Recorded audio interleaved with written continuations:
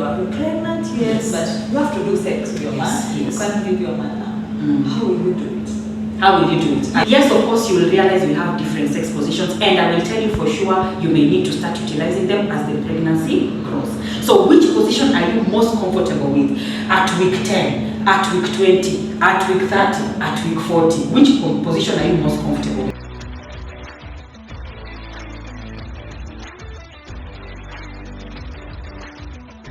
Ultimate Maternal Insight, UMI. Did you just miss your period? Don't worry. UMI is here to empower you with reproductive health messages to help you navigate throughout your journey of pregnancy, childbirth, labor, and even postpartum period. And even here, we will educate you on how to care for yourself after childbirth and even for your newborn. Now, welcome. This is your host, Odhiambo Roslyn, and this is your segment that you've been waiting for all this while. Today, we are going to have a good and deep conversation with our client who has just joined us. Feel free to put in your questions in the comment section, and if at all you have any other comments that you want us to address, or just to, about the segment we are going to have today, you can feel free to put it there. And you can follow us for more, and you can actually also subscribe for this. Thank you. Such an exciting moment. This guest we have today, I can't wait for us to share with her. Probably she can introduce herself. Hi, my name is Aries. I'm glad to be here.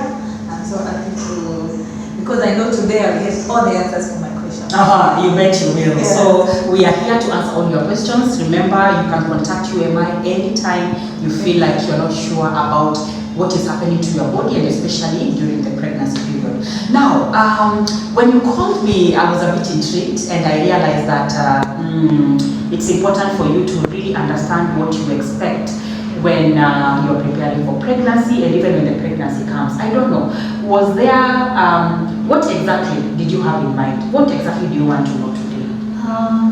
My questions are so many. Yes, I can imagine. You can just start from the beginning. I have so many questions. Yes. My first question, that's like, I'm married, but now I don't know. Like, yeah, there is that act of sex when you get pregnant. Now, how do you know that you're really pregnant? Like, which are the first signs to show that you are pregnant? How will you act? Or what are the changes in your body that will make you realize that you're pregnant? Very good question, Harriet, and I'm glad you brought that up, because many women actually, they realize they are pregnant when it is already too late. And that is why you also see them coming out to talk about how they are feeling when probably a month or two has gone. So they are normally those very initial signs that you have. And the most common one is, we all know, missing your periods.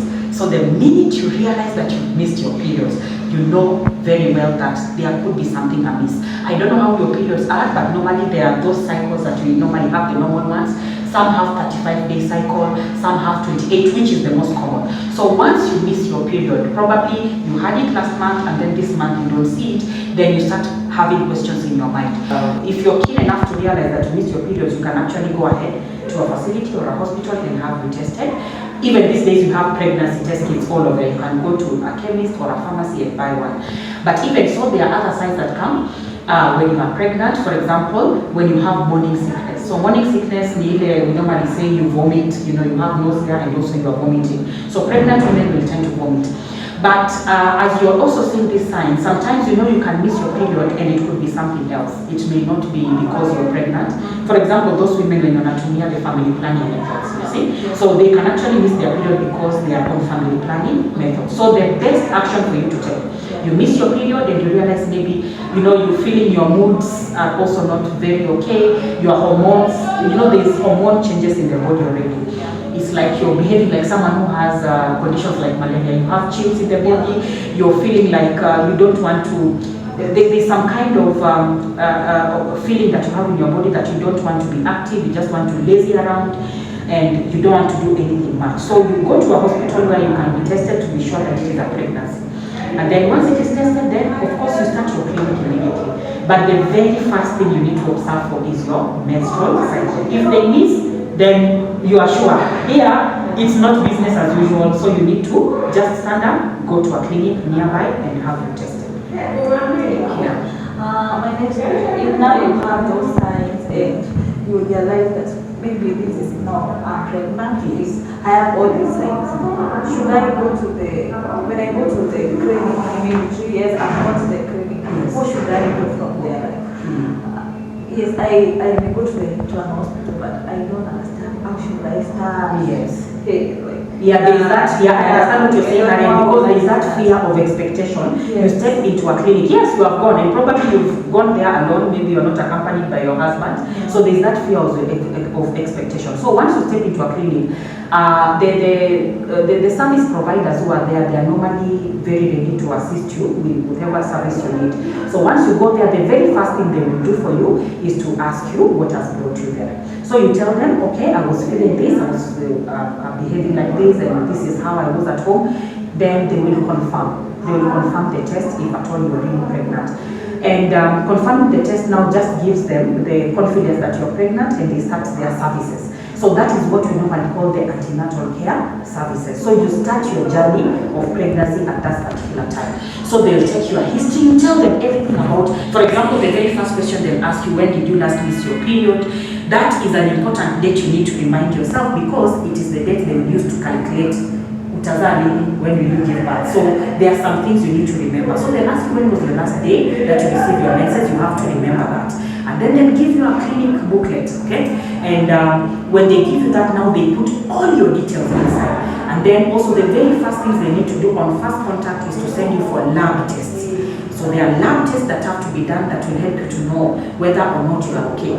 Remember, let me just give a very random example. You can be done for a test to see what blood group you are. Do you know what your blood group is, Harriet? Yes. Yeah, you are a very serious mother here. I have. So yes, sometimes we want to know your blood group. So if, for example, your blood group is B, there is normally another aspect of the blood group in a positive and a negative. So if your blood group is B negative, so rhesus negative, then that is a point of concern, because anyone with a rhesus negative, they are predisposed to a condition in it affects the woman in such a way that it can also affect the baby they are carrying. So you have to be given an injection.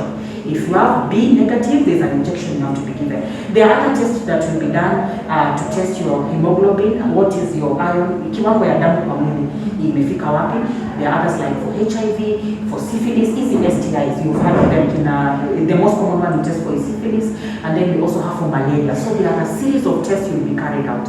Those are the very initial tests. Apart from kuchukua history yako, the physical exam, and also doing the lab investigations. After that, now that is when now after they see you for the very first time, they'll now give you a return date. But before you go home, part of the physical exam, you'll be told to lie down somewhere, and then they just do a palpation on your belly to see how probably the baby is growing. And if possible, they can also feel for the fetal heartbeat. I don't know how you feel to know that there's life inside you. You can actually feel the fetal heartbeat. So it's something very amazing. So the journey begins there. Once you see the health providers, and then they'll be able to give you a clinic book, and you start the journey. Yes. Thank you. I can see that. Yes. Yes. Now, my next question is, now you're told you're pregnant, how you go home. There is this thing that people say you're not supposed to sleep during the night with your right side, your left side, sleep in the back, don't sleep with the stomach. Yes. Is that anything? I get you, Gaki. I get you very, very well. And actually what you've been hearing has some truth in it.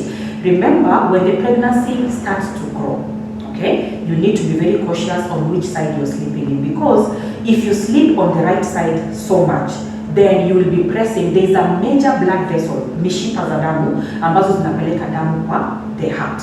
So there is a major blood vessel ambayo itafinywa.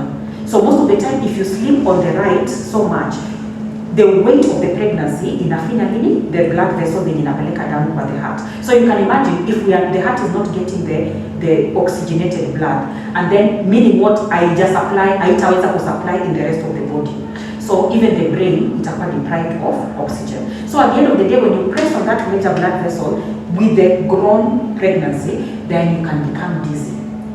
So sometimes you when the pregnancy of course grows, right now you can have fun. You can just sleep with them whichever direction you like. But when the pregnancy continues growing, you need to be very careful.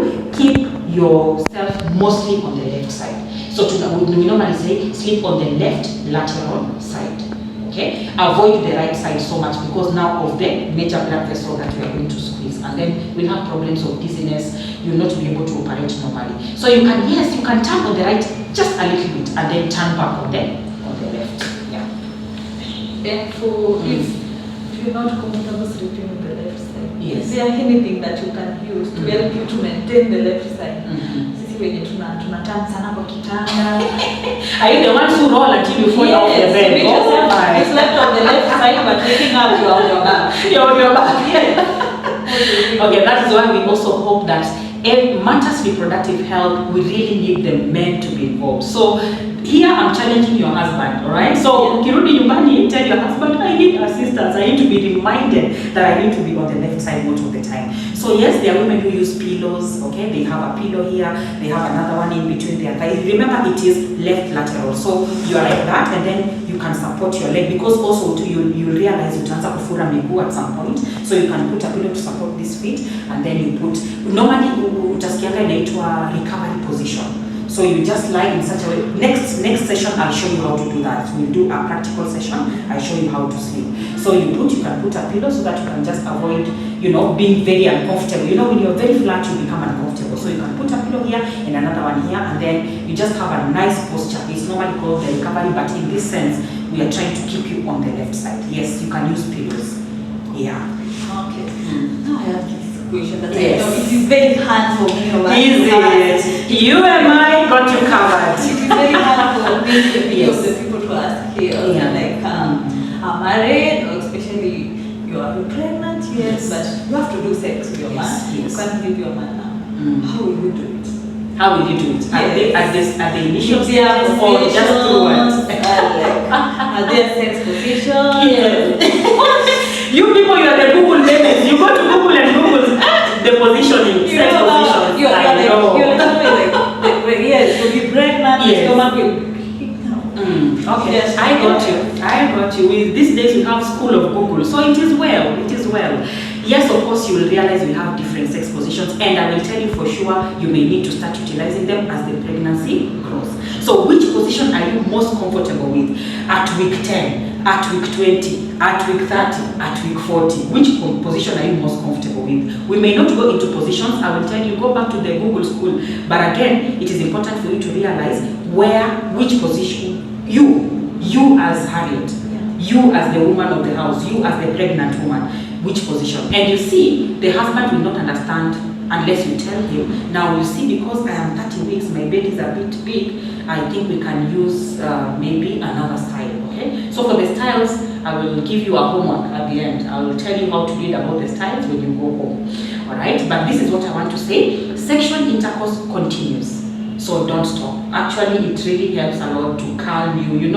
There are hormones produced during the sexual act, and so it is good for you to continue. And then also, it just helps the muscles to also relax, right? And then it increases the bonding. You become very close to your husband, and then even the baby that is growing, everything is just in place because the hormones, they are there, they are being produced in good amount. And then also for you as a person, it helps you to relax. Sometimes you really get stressed when you're pregnant, all right? So even sexual intercourse is therapy. So continue with sexual. Let no woman out here, women, they are always doctors. Yeah. Let no women out here just tell you, and you think, have you ever heard of, yes, I know, have you ever heard of women saying things about, okay, when you have sex with your man, when you're pregnant, then the man will injure the baby? What have you heard people saying out here? Like someone told me, yes, when you become pregnant, yes, don't do sex for like 3 months. 3 months. Avoid, you keep the baby. You keep the baby. I've never heard of that one. There is nothing like that. Those are now what we call myths and misconceptions. There is nothing that you are going to kill. How will you kill the baby? Do you know first where the baby is? I think this we need to do it in another session.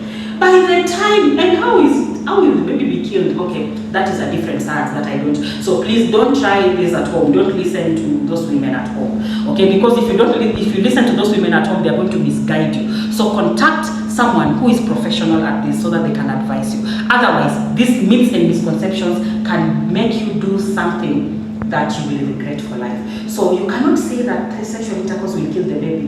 The baby is so protected. By the time you want to kill that baby, you will have really tried. There are many layers. Even there's a fluid that surrounds the baby. By the time anything gets to that baby, unless it is a very serious accident, the baby is well protected. So those issues you are hearing people talking about out there, most of them are not really true. So sex continues until now when you're really uncomfortable, go third trimester. Towards the third trimester, you can slow down a little bit, but keep changing the positions. Tell your husband this is the most comfortable. This one, no. This one we can try. Oh, today, no. And then take charge. Take charge. Don't let it not be a forceful, act. So just take your time if you feel you're ready. And you see these days we even have lubricants. Okay, you can use lubricants like KY gel, So things have been made easier for us even in our families. So sex continues until when you feel now you are really uncomfortable, because at a point even breathing will be a problem. So you can imagine sexual intercourse. Yeah. My thing that I can understand. The other question is this thing of cravings. Cravings. Sometimes you wake up, you feel to take a lot of water. Yeah. You feel to sleep. You feel like, is there any cravings for things? Yeah. Sleeping is not a craving. Let's start from there. Yes, you can control cravings, and that is why the initial thing when you realize you're pregnant is to drop in a clinic. In the clinic, you will be given some tablets. Now, let me take you back a little bit. I've heard you talk about sleeping and water. Water is good. Even health-wise, anyone take water. Sleeping is something that we will experience in the first 3 months. Actually, you will really feel sleepy. Now, it doesn't mean you're lazy. You are not lazy. It simply means, you see, the first 3 months of pregnancy, there is a process called organogenesis. Organogenesis. If you understand organ, and then genesis is beginning. So there is formation of the major organs of the body for the growing fetus. So this is a very vigorous process in the body that will make the woman become a little bit tired.